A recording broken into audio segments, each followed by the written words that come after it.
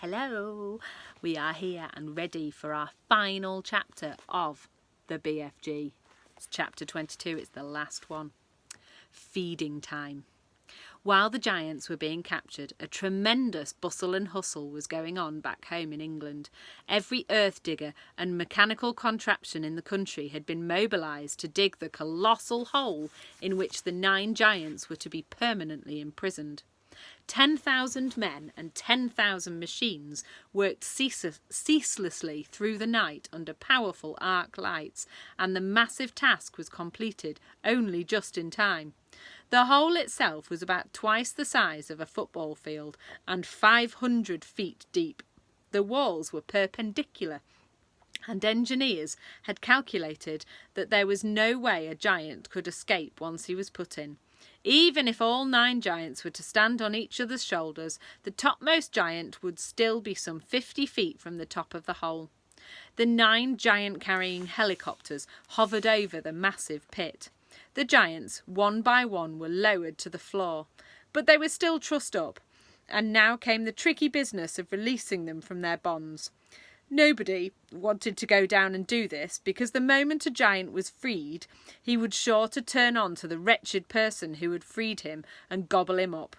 As usual, the BFG had the answer.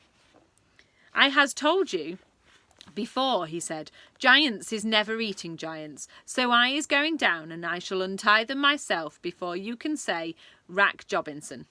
With thousands of fascinated spectators, including the Queen, peering down into the pit, the BFG was lowered on a rope. One by one he released the giants. They stood up, stretched their stiffened limbs, and started leaping about in fury. "Why is they putting us down here in this grub-sludging hole?" they shouted at the BFG.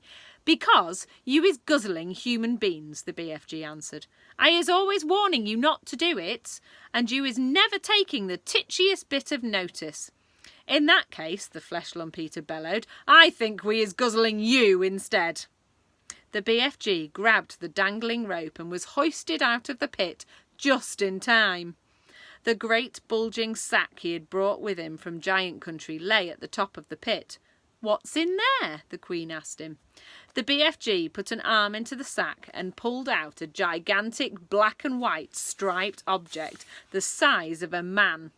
"Snozcumbers!" he cried. "This is the repulsant Snozcumber, Magister, and that is all we is going to give these disgustive giants from now on."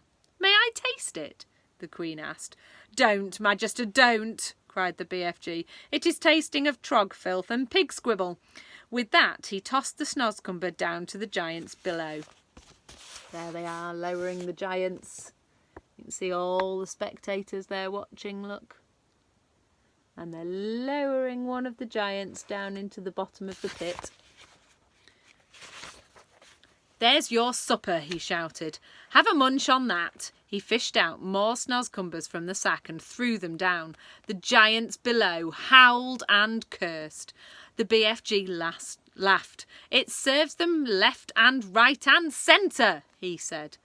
"What will we feed them on when the Snozcumbers are all used up?" the Queen asked him.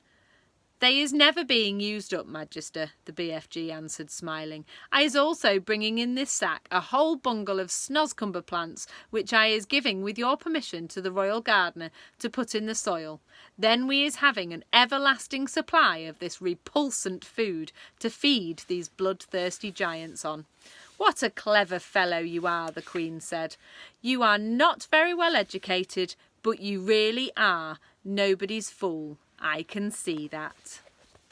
There he is, with his Snozcumbers, ready to go down the hole.